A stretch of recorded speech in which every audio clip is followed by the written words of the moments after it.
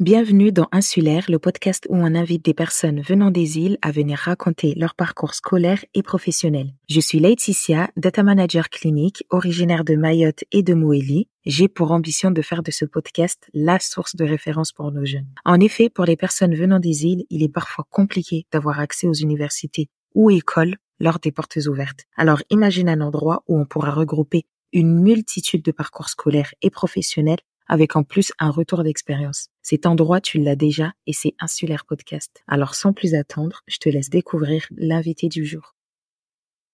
Bienvenue dans Insulaire, le podcast où on invite des personnes venant des îles à venir raconter leur parcours scolaire et professionnel. Je suis Laetitia, data manager clinique, originaire de Mayotte et de Moélie. J'ai pour ambition de faire de ce podcast la source de référence pour nos jeunes. En effet, pour les personnes venant des îles, il est parfois compliqué d'avoir accès aux universités ou écoles lors des portes ouvertes. Alors imagine un endroit où on pourra regrouper une multitude de parcours scolaires et professionnels avec en plus un retour d'expérience. Cet endroit, tu l'as déjà et c'est Insulaire Podcast. Alors sans plus attendre, je te laisse découvrir l'invité du jour.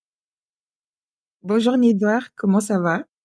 Très bien Laetitia, bonjour à toi. Donc, je voulais tout d'abord commencer par te remercier d'avoir accepté cette invitation. Je suis ravie de te recevoir pour ce 3e épisode d'Insulaire, qui d'ailleurs ne sera pas le seul épisode, puisque quand je t'ai parlé de l'idée, tu m'as proposé d'en faire une série. Donc, Nidwar Daoud, conseiller clientèle privé au groupe Crédit du Nord et titulaire d'un diplôme de conseiller en immobilier. Il est aussi le fondateur du podcast Petit Sous, Gros Sous. Mais ne t'inquiète pas, on va lui demander de nous expliquer tout ça. Donc aujourd'hui, c'est un épisode un peu spécial car nous n'allons pas nous attarder sur le parcours de Nidwar, mais sur ce qu'il peut t'apporter à toi, jeune insulaire, qui va bientôt te préparer pour les études supérieures ou la vie professionnelle. Donc, pour rester dans le thème du podcast et avant de passer dans le vif du sujet, Nidwar, est-ce que tu peux te présenter à nos auditeurs et nous dire qui es-tu et d'où tu viens? Oui, mais merci Laetitia de me faire honneur et de m'inviter sur ton podcast. Pour résumer, je suis Nidwar Daoud, j'ai 42 ans et je suis podcasteur depuis plus de 4 ans parce que j'ai démarré le podcast en 2019 pour accompagner les particuliers à lutter avant tout contre l'inflation, la crise qui se mettait en place. Et de fil en aiguille, le podcast a permis de s'orienter aussi vers l'accompagnement à l'investissement des particuliers. Comme tu l'as rappelé, je cumule aujourd'hui 2 casquettes.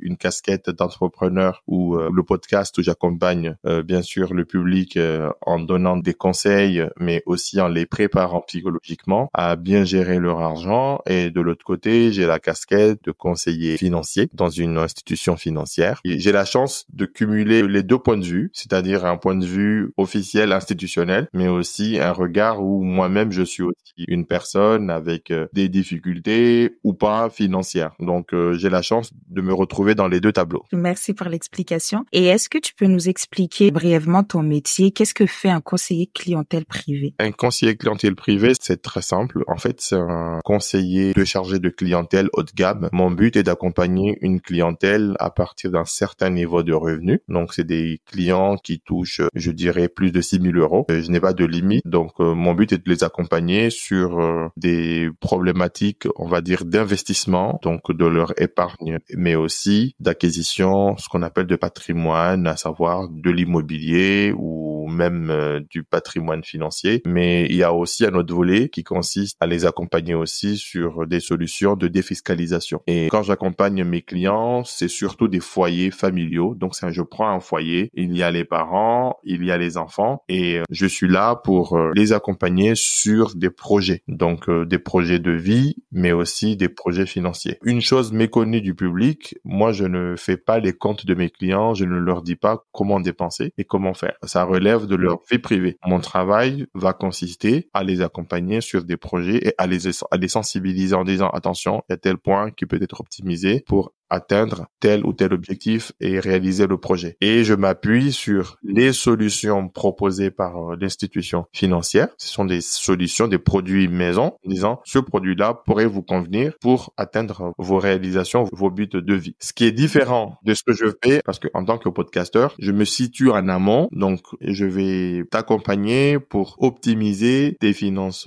personnelles de manière indépendante, puisque je ne propose pas moi des solutions bancaires bancaire, je reste indépendant. Donc, c'est un travail, une approche qui est en amont, qui est différente. Je fais un diagnostic. Je dis, voici des solutions qui existent de part et d'autre dans le monde. Donc, c'est à toi de voir si dans ta banque, si sur le marché, tu peux trouver ces solutions-là. Donc, j'émets, entre guillemets, des ordonnances en disant, bon, voilà, voici ce qu'il faudrait faire ou comment se préparer pour ne pas tomber financièrement malade. Voilà. Si je comprends bien, je dois avoir un projet ou j'ai pas forcément besoin d'avoir un projet. Je peux, par exemple, si j'ai envie de te contacter pour qu'on fasse juste le point sur mes finances, sans forcément avoir de projet derrière, mais on peut discuter de futurs projets dont j'aurais pas forcément pensé, c'est ça? En fait, la particularité des finances personnelles, c'est qu'à tout moment de vie, il y a des projets qui sont méconnus par le grand public. Un bébé, même quand il est né, ses parents peuvent déjà se dire, je prépare l'avenir de mon enfant. Donc, un bébé, sans le savoir, il a des projets. Un adolescent, sans le savoir, ses parents préparent, entre guillemets, son entrée à l'université ou dans la vie active. Un jeune actif qui vient d'être diplômé, il doit préparer son entrée dans la vie active et préparer des projets de vie, à savoir se mettre en ménage, acheter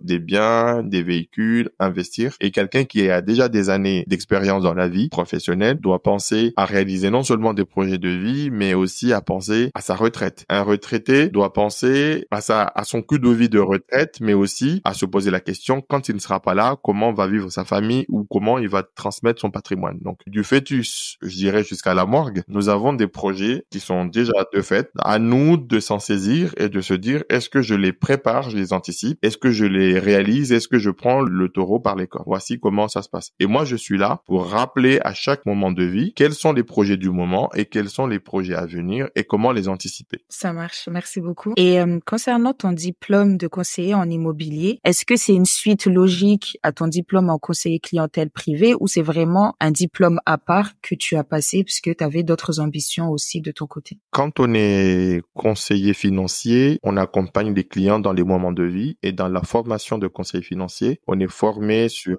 l'épargne, on est formé sur les crédits, à savoir le crédit immobilier, on est formé sur l'assurance, à savoir comment conseiller les gens à se protéger et à protéger leurs biens. Et c'est une formation qui est pluridisciplinaire. Et puis, selon son appétence personnelle, on peut avoir une affinité ou une appétence pour l'immobilier ou pour la bourse. Donc, moi, de nature, quand j'étais à l'école, j'étais pluridisciplinaire. Donc, j'adore naviguer entre les disciplines et c'est ce qui me plaît le plus. Donc, bien sûr, j'ai rajouté dans cette corde, en fait, la partie immobilière parce que c'est une partie qui est très importante et qui est très demandée aussi par les clients. Et tu nous as parlé aussi de ton podcast Petits sous, gros sous, brièvement tout à l'heure. Mais est-ce que là, actuellement, tu peux nous dire pourquoi on doit aller écouter Petits sous, gros sous et quels sont les sujets que tu abordes dans ce podcast-là? Alors, je recommande, c'est ma minute d'autopromotion. Petits sous, gros sous, donc tout est dans le titre. Moi, dans l'idée, on a une idée de progressivité. On a des petits sous qui deviennent des gros sous. Et en écoutant ce podcast, tes petits sous deviennent de gros sous ou deviendront de gros sous. C'est un podcast,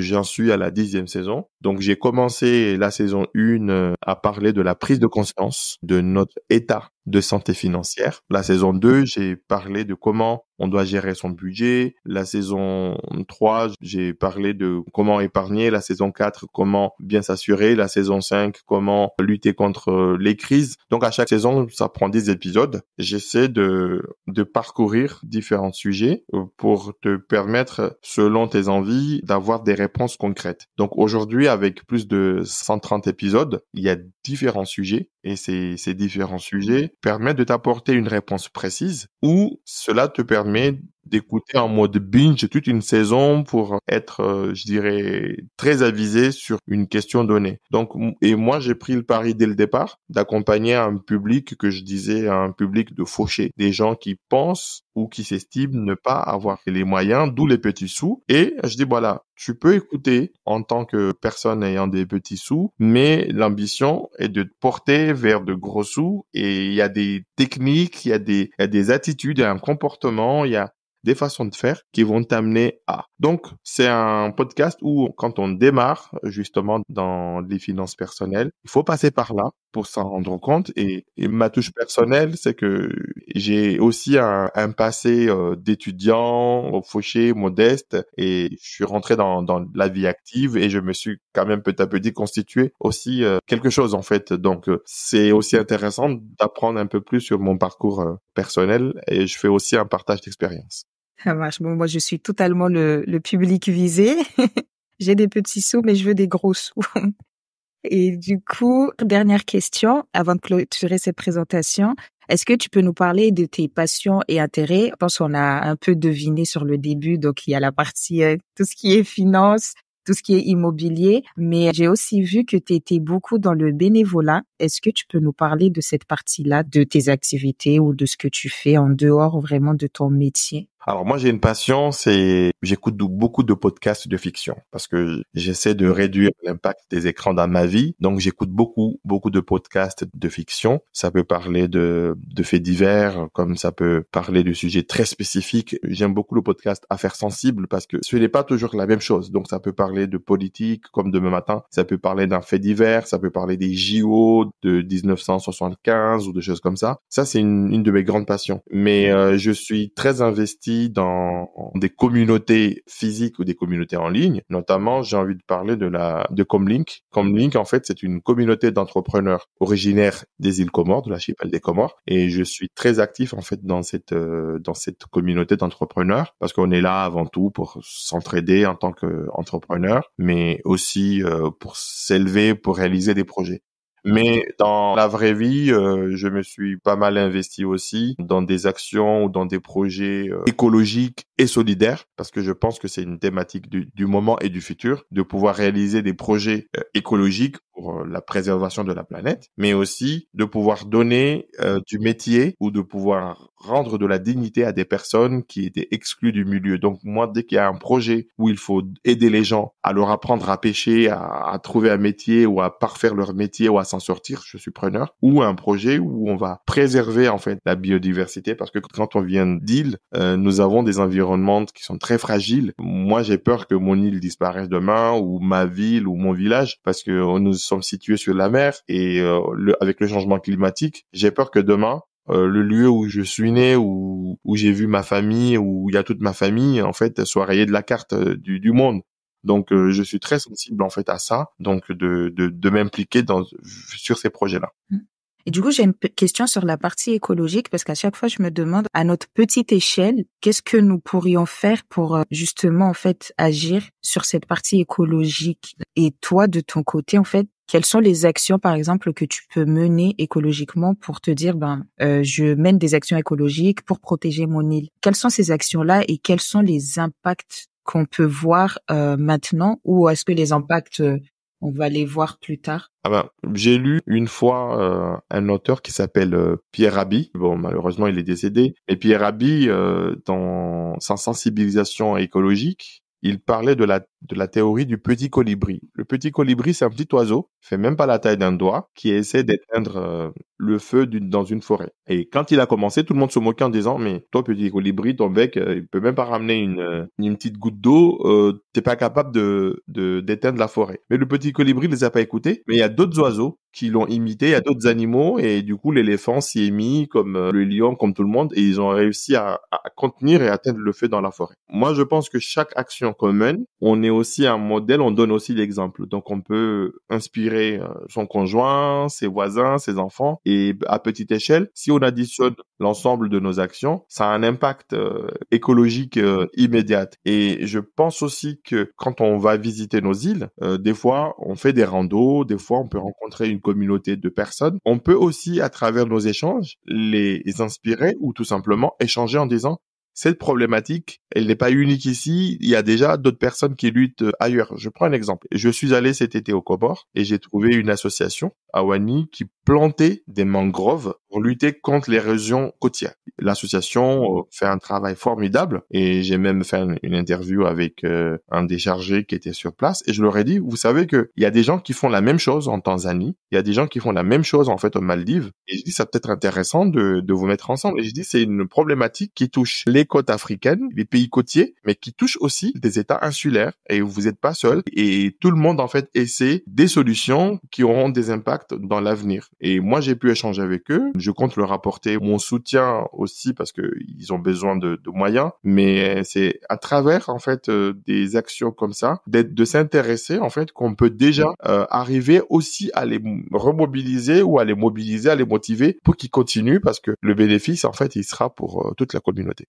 Merci pour ces explications. Donc, on va passer au sujet de ce premier épisode. Donc, juste pour rappel, comme j'ai dit au début, pour cette suite d'épisodes avec Nidor, nous allons te parler d'argent. Donc, comment toi, insulaire, vivant parfois à des milliers de kilomètres de ton futur lieu d'études, tu vas quitter ton domicile familial pour aller dans un grand pays et puis peut-être une grande ville sans proches pour certains. Donc, comment est-ce que tu dois te préparer financièrement pour ce départ, mais aussi et surtout comment mettre en pratique cette préparation. Donc, on va se lancer sur le premier épisode. Donc, pour ce premier épisode, je vais avoir le rôle d'un parent qui cherche à donner une éducation financière à son enfant. Je n'ai pas forcément reçu d'éducation financière durant ma jeunesse et ne voulant pas que mon enfant refasse les mêmes erreurs que moi, est-ce que Nidor, tu peux m'expliquer comment est-ce que je peux initier des conversations sur la gestion financière et l'importance de la budgétisation avec mes enfants? Comment est-ce que j'aborde le sujet avec mes enfants? C'est très important et je t'en remercie de commencer par cette question. Je vais être un peu provocateur, mais il y a des parents qui découvrent que leur enfant est bachelier et qu'il doit quitter le nid familial. Bon, c'est très dommage. Sans vouloir donner de leçons, on est là pour partager et préparer les choses. L'éducation financière, je parle de ma propre expérience. Je l'ai dit, je suis né dans une épicerie. J'étais du côté caisse. Donc,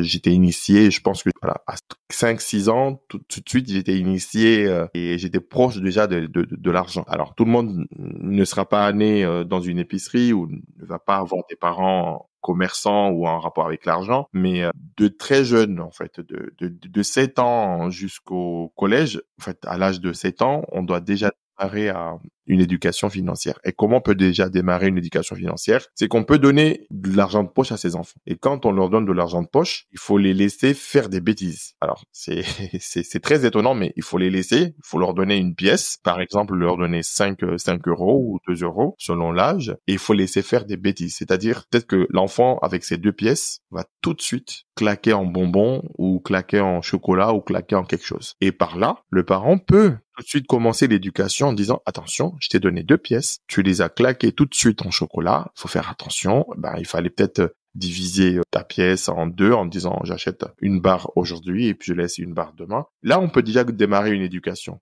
Apprendre à l'enfant de ne pas tout dépenser. Et plus on monte dans les montants, plus on peut lui apprendre à se dire, voilà, je dépense maintenant, je mets de côté. Et l'enfant a aussi des projets. Des fois, il veut s'acheter un jouet, il veut préparer l'anniversaire de quelqu'un ou il veut aller quelque part. Et lui dire, je vais te donner de l'argent, mais j'attends de toi aussi que tu gères ton argent, en fait, que tu saches que il y a souvent 3 cases. Je vais dépenser tout de suite, je vais laisser de côté parce que j'en aurai besoin dans une semaine ou dans un mois, et puis je prépare un projet et je commence vraiment à mettre de côté pour ce projet-là. Il y a des tirelires qu'on trouve sur le marché et moi, des fois, j'en achète pour même pas 1 euro, 3 petites boîtes et je peux mettre un petit nom en disant ça, c'est mes projets dans 1 mois, ou ça, je me donne un challenge dans 6 mois, dans 1 an. Et il faut donner cet argent de poche, laisser l'enfant faire des erreurs et à travers les erreurs, en tirer les leçons et lui apprendre. Et ça commence très tôt, en fait. Si on commence très tôt, et puis demain, on peut dire à l'enfant, écoute, pour des achats d'école, je vais te donner une partie et tu gères. Et comme ça, l'enfant fera forcément des bêtises, en fait. Il pourra peut-être mettre tout dans les baskets et oublier la tenue. Mais en fait, par ces erreurs-là, t'es en train d'économiser de l'argent parce qu'il faut pas attendre qu'il rentre à l'université pour claquer tout son budget. Donc, on est dans l'apprentissage, en fait, au quotidien. Donc, on va le préparer, en fait, comme ça. Et arriver, par exemple, à la fin du collège, le début du lycée, il faut que l'enfant, par exemple, en fait, ait des petites responsabilités en lui disant, je vais te donner le budget des goûters de la maison et je compte sur toi pour acheter ces goûters. Lui commencer à lui confier des responsabilités familiales pour le mettre dans le bain. Parce qu'il faut pas attendre la proclamation des résultats pour commencer à le former. Non, et c'est un travail qui doit se faire en amont. Et il faut pas hésiter à le tester. Dans ce test, on peut aussi tester l'honnêteté, laisser des billets traîner à la maison, justement pour aussi lui inculquer des valeurs, l'argent en disant tu ne dépenses pas qui n'est pas à toi, tu ne dépenses pas tout, et même lui fixer des challenges. Moi, par exemple, avec mon enfant, je lui fixe des challenges et je lui donne de l'argent. Et comme je peux aussi lui mettre des pénalités en lui disant, t'avais gagné de l'argent, mais t'as eu un comportement qui n'est pas à la hauteur, ah ben, je te mets des pénalités. Donc, c'est des sortes de frais bancaires ou des frais d'incident. Donc, l'enfance et l'adolescence doivent être des périodes de vie ou des périodes de la vie où les parents initient l'enfant. Et ce n'est pas en faisant preuve de radinerie ou en se disant, ah, gérer de l'argent, c'est mal, il faut pas jouer avec l'argent. Non. On peut initier avec du cash,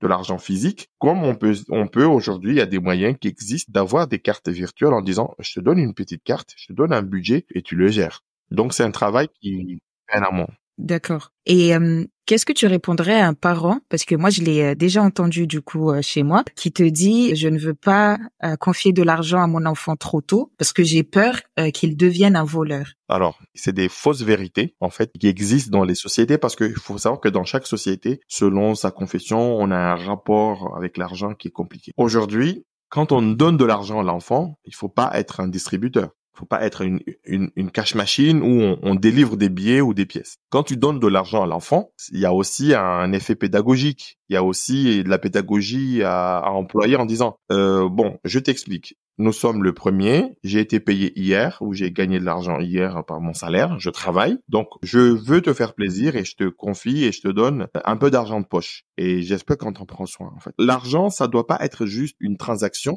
qui passe d'une main à l'autre. Mais l'argent, comme le disent certains, c'est de l'énergie, en fait. Donc, du coup, on doit transférer aussi une leçon, une compétence. Et si il n'y a pas de dialogue, déjà, dans la famille et l'enfant reçoit 100 € ou même 20 €, bah, l'enfant va comprendre qu'il y a un bouton, il y a un distributeur, on appuie, on reçoit de l'argent. L'enjeu ou le but, c'est pas de faire comme ça. C'est que même quand tu donnes 2 € à l'enfant, faut lui dire, j'étais content que tu aies rangé ta chambre, que tu as été sage, ben, écoute, pour te faire plaisir, je te donne de l'argent parce que ça se passe comme ça. Faut expliquer déjà d'où vient l'argent, en fait. D'où vient l'argent des parents et leur donner, en fait, la pièce ou le billet. Quand on fait ce travail-là de dialoguer autour de l'argent, l'enfant va comprendre les valeurs qui sont rattachées à l'argent et comment on gagne de l'argent. Donc, il comprendra que voler, c'est un délit et que c'est récupérer quelque chose qui ne t'appartient pas de manière malhonnête. Donc, il aura tout compris, en fait, la valeur et les valeurs qui entourent l'argent. Donc, faut pas avoir peur parce que tôt ou tard, ton enfant sera confronté à l'argent. Pour ceux qui vivent, par exemple, en France métropolitaine ou dans les zones urbaines, il y a des enfants qui sont employés par des trafiquants de drogue. Et les trafiquants, ils y vont pas de main morte. Ils peuvent donner à l'enfant 3 000 €, 4 000 € tout de suite. Donc, si l'enfant n'a pas eu les bases d'éducation et d'éducation financière, il fera n'importe quoi. Donc, faut pas avoir peur de ça. Il faut juste trouver un moyen de dialoguer, d'implanter des valeurs, de dire, bon, voilà, je te donne de l'argent où l'argent vient comme ça. Et maintenant, à toi d'en faire bon usage. Et de laisser l'enfant en faire un usage. Après, prendre plaisir aussi à rectifier la trajectoire de l'argent de l'enfant. Faut pas tout contrôler. On inspire, on éduque et on vient corriger le tir si c'est nécessaire. La peur ne doit pas dominer l'éducation, ne doit pas en fait nous freiner dans notre élan de vouloir transmettre quelque chose. D'accord. Et j'ai une autre question du coup par rapport à cette partie-là. Du coup, moi personnellement, je donnais de l'argent à ma petite sœur, de l'argent de poche. Elle avait une carte aussi. À l'époque, elle avait moins de 18 ans. Je lui mettais de l'argent dessus et je lui disais, c'est ton argent de poche, tu gères comme tu veux, mais je veux que à la fin de l'année, il te reste une certaine somme dans ton compte. Et je me suis rendu compte qu'à la deuxième année, elle flambait tout. La première année, elle a réussi. La deuxième année, elle flambait tout son argent. Moi, pour la conseiller, je comparais à mon expérience personnelle. Est-ce que c'est comme ça que je devais le faire? Parce que moi, je lui ai expliqué selon, mon expérience d'adulte, finalement, pas mon expérience en tant qu'adolescente qui reçoit de l'argent et qui commence à utiliser de l'argent pour commander ses vêtements ou autres sur Internet. Non mais bon, déjà, toi t'as fait les choses, je dirais en fait un peu à moitié. Moi, je sais qu'une transaction d'argent, ça dure une seconde, que ça soit sur l'informatique ou même sur le terrain. Quand j'ai un billet de 20 € à donner à mon enfant, ça dure une seconde. Par contre, avant de donner ce billet, j'explique et moi, j'associe toujours le mot argent avec gagner de l'argent, mériter de l'argent. Donc quand tu associeras des verbes comme ça, mériter de l'argent, gagner de l'argent, à chacune de tes actions, tu seras en fait pédagogue. Et quand je donne de l'argent, que qu'on me soit demandé ou tout simplement que j'ai envie de donner et j'ai envie d'être généreux avec mes proches, je creuse un peu le sujet. Parce que donner de l'argent à sa sœur, à sa petite sœur ou à son petit frère, ça ne doit pas juste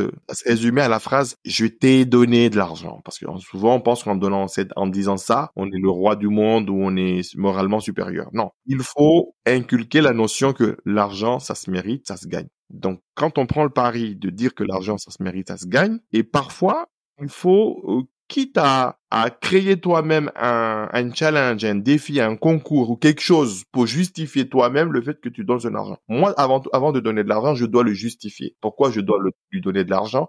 Mais je vais créer aussi un esprit de l'autre côté, du mérite en disant tu mérites ou tu vas mériter de l'argent. Et quand je le fais comme ça, on a aussi le plaisir de recevoir quelque chose qu'on a mérité, en fait. On est en train de transmettre des valeurs. C'est là où il faut qu'on comprenne. L'argent pour l'argent, en fait, c'est complètement déconnant, en fait. On est à côté de la plaque. Mais l'argent est un moyen, donc, de transmettre quelque chose. Tu dois le gagner, tu dois le mériter. Et on doit aussi, à travers cette éducation, en définir les valeurs. Il y a une action qui vaut 2 €. Il y a une action qui vaut 10 centimes, qui vaut 1 centime. On peut des fois rouspéter, on peut des fois mettre même une sanction en disant il était prévu que je te donne ça, mais c'est niette, ton comportement n'a pas été à la hauteur. Quand on commence comme ça, on est en train aussi d'expliquer que l'argent ne tombe pas du ciel. Et là, c'est là où on doit être vigilant. On ne doit pas se cacher ou se soustraire en se disant j'ai un devoir. Oui, il y a peut-être un devoir alimentaire ou un devoir à donner ou à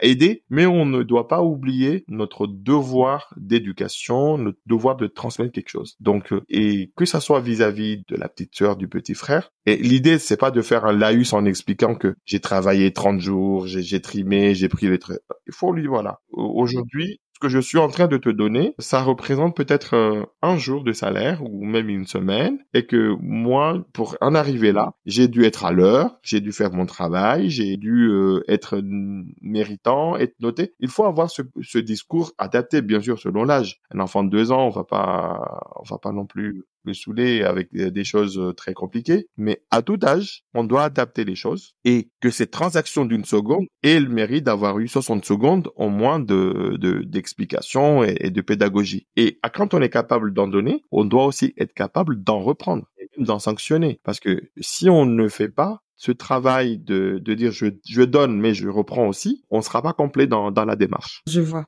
Je pense que comme je suis pas encore parent, j'arrive pas à comprendre le dernier point que tu viens d'expliquer. Parce que moi, je partais du fait que si je donne, j'ai donné, j'ai plus à reprendre. Mais du coup, je note.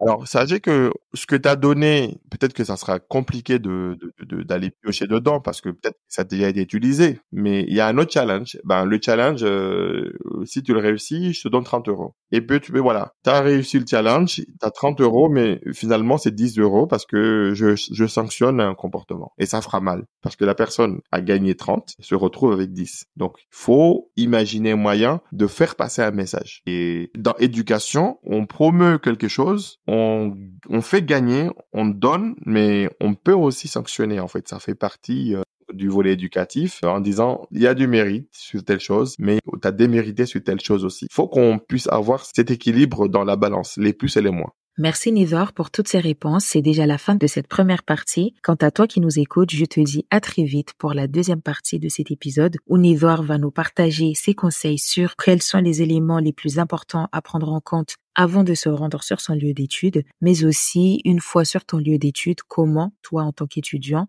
tu vas gérer ton budget. Merci de nous avoir écoutés. N'hésite pas à me laisser un petit commentaire pour me donner ton avis, partager l'épisode s'il t'a plu et on se retrouve pour le prochain épisode. Bye!